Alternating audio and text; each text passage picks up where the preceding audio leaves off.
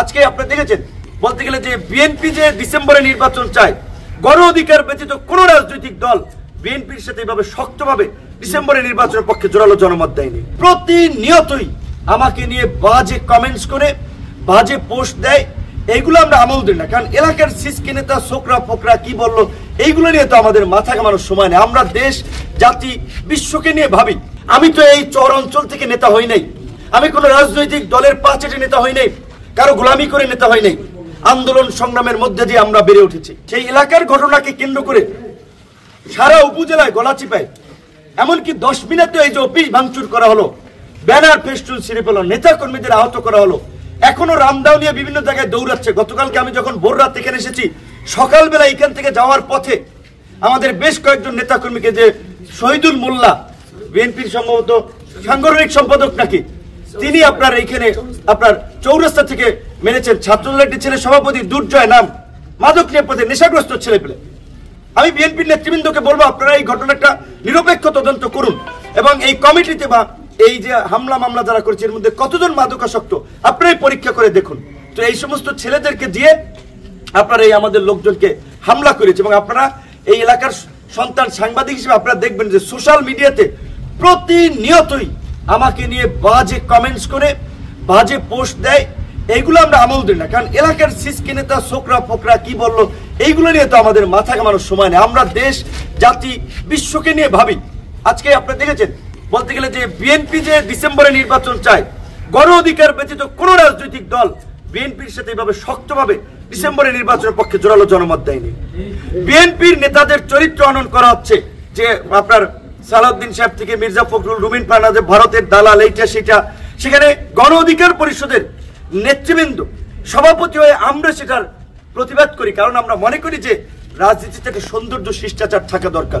এইভাবে যদি সিনিয়র মানুষকে নিয়ে নানা ধরনের অপপ্রচার প্রপাগান্ডা ছড়ায়, আজকে একজনকে নিয়ে ছড়িয়েছে, কালকে আমাকে নিয়ে ছড়াবে, সেই জায়গা থেকে আজকে জাতীয় পর্যায় থেকেও আমাদের এত একটা বোঝাপড়া, জাতীয় রাজনীতিতে সমস্ত রাজনৈতিক দলগুলোর এত একটা আন্তরিকতা, সেখানে লোকাল পর্যায়ে আমার উপজেলায় এক হাসান মামুন বিএনপির সাইনবোর্ড ব্যবহার করে এই ঘটনা ঘটালো। আমি শুধুমাত্র ডক্টর ইউনূসের সাথে জনাব তারেক রহমানের মিটিং, এই কেন ওনাকে এই ছোট বিষয়ে জানায়নি। আমি বিএনপির শীর্ষ নেতৃবৃন্দকে বলবো, আমি দেখতে চাই যে আপনারা হাসান মামুন এবং যারা এই ঘটনা ঘটিয়েছে তাদের বিরুদ্ধে কি পদক্ষেপ নিচ্ছেন, তারপরে আমাদের রাজনৈতিক সিদ্ধান্ত হবে। আমরা বলছি আপনারা একটা নিরপেক্ষ তদন্ত করান। যদি আপনাদেরকে মনে হয় যে গণ অধিকারের এখানে কোনো দায়িত্ব সংশ্লিষ্টতা আছে, এই দক্ষিণাঞ্চলের বায়াস নেতা বা হাসান মামুন পন্থী নেতাদের একটা নিরপেক্ষ তদন্ত করে ঘটনাটা জানেন এবং স্থানীয় প্রশাসনকে, ওরা আন্তরিক ছিল, বিশেষ করে উপজেলা প্রশাসন, কিন্তু ওনাদের হাতে অনেক কিছু থাকে না, কারণ ওখান থেকে কন্ট্রোল করে ডিসি, এসপি সাহেবও অনেকে আন্তরিকতার পরিচয় দিয়েছেন, কিন্তু ডিসি যে আচরণ করেছেন এটা একটা ক্রিমিনাল মানসিকতার পরিচয়। এই রকমের ব্যক্তিরা সরকারি কর্মচারীর পদেই থাকতে পারে না, ডিসি তো দূরের কথা।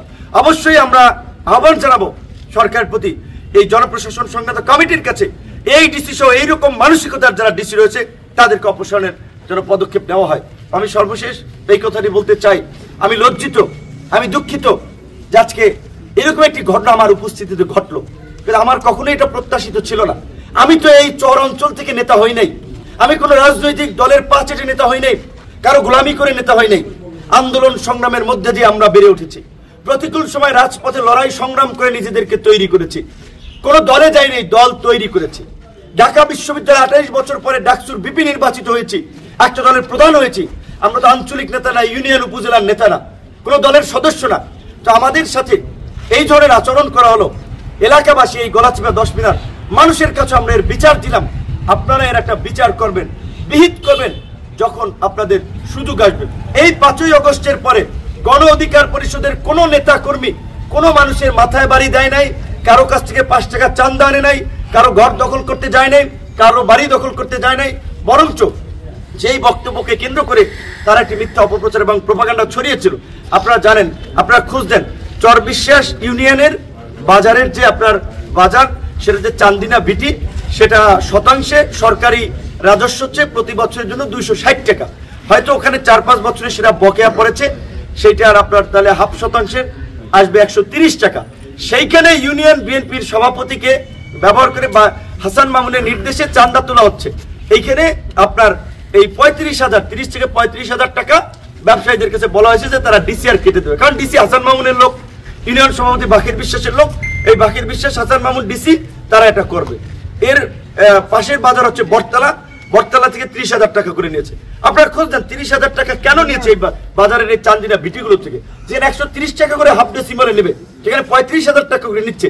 তখন এইটা নিয়ে আমি এইখানে কথার প্রসঙ্গে আমি বলেছিলাম যে যারা রাজনীতি করবে তারা নিজের পকেটের পয়সা খরচ করে জনগণের জন্য কাজ করবে, জনগণের বিপদে আপদে ছুটে যাবে।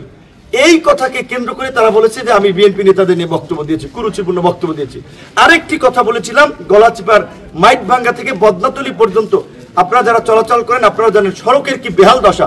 বলেছিলাম যে 3 জন ঠিকাদার নাকি চেঞ্জ হয়েছে, আমি শুনেছি 5ই আগস্টের আগে 2 জন, 5ই আগস্টের পরে নাকি এক বিএনপি নেতা নিয়েছে। তো নেতাদের কাজ হবে জনগণের দুঃখ কষ্ট লাগবে কাজ করা, রাস্তাটা চলতে জনগণের কষ্ট হয়, এই কথা তো যে কোনো নাগরিকও বলতে পারে।